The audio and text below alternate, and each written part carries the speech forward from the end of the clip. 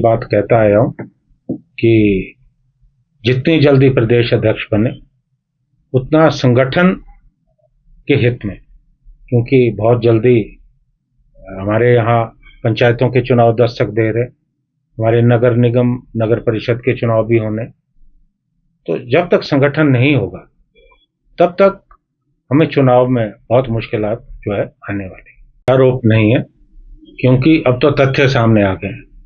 क्योंकि राहुल गांधी जी ने जो बात कही वो साक्ष्यों के आधार पर कही, और आप देख रहे होंगे कि संसद में भी इस बात को लेकर बहुत हंगामा हो रहा है।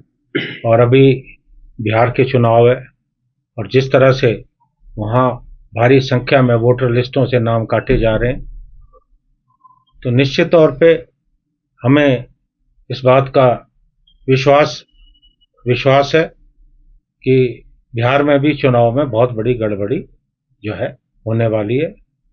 चुनाव आयोग एक संवैधानिक संस्था है, और चुनाव आयोग का काम लोकतंत्र की रक्षा करना है, इस बात को सुनिश्चित करना है कि देश में निष्पक्ष स्वतंत्र चुनाव हो।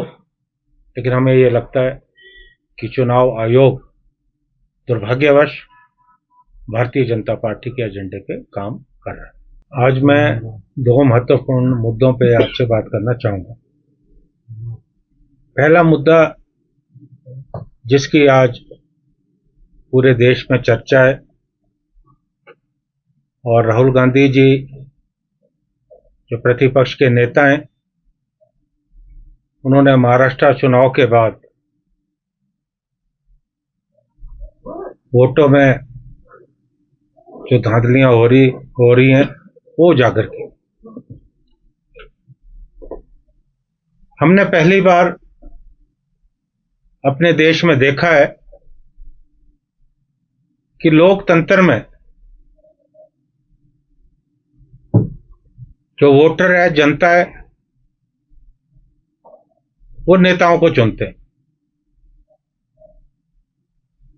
एक नई रिवायत, एक नई परंपरा भारतीय जनता पार्टी की जो केंद्र नीति सरकार है उन्होंने शुरू की है।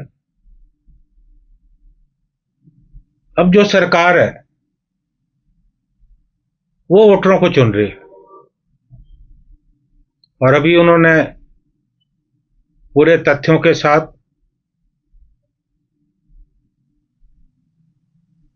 और पूरे शोध के बाद जो देश में चुनाव में हो रही गड़बड़ियां वो दस्तावेजों के साथ जग जाहिर की।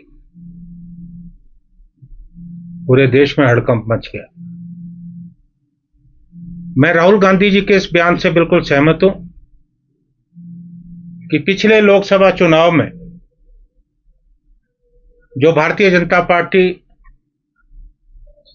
अब की बार 400 पार के नारे के साथ चुनाव में उतरी थी, वो पार्टी लोकसभा में बहुमत नहीं ले पाई, और नीतीश कुमार, चंद्रबाबू नायडू की बेसाखियों के साथ सारे केंद्र में यह सरकार चल रही,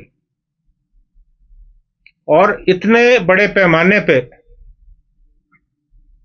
अगर गड़बड़ ना होती तो निश्चित तौर पे भारतीय जनता पार्टी की सरकार नहीं बनती, सत्ता में ये लोग नहीं आते, नरेंद्र मोदी देश के प्रधानमंत्री नहीं बनते।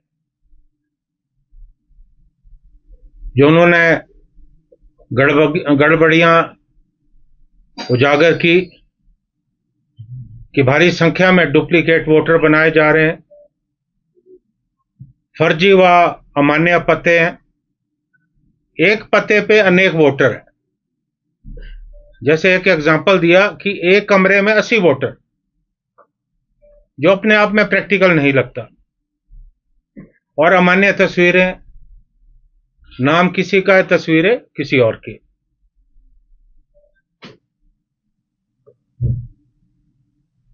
और मीडिया के लोगों ने भी कई जगह जाकर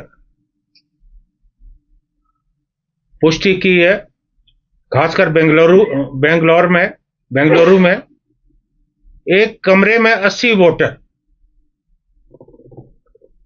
और इंडिया टुडे की टीम ने जाकर के पत्रकार ने इसे बिल्कुल सही पाया।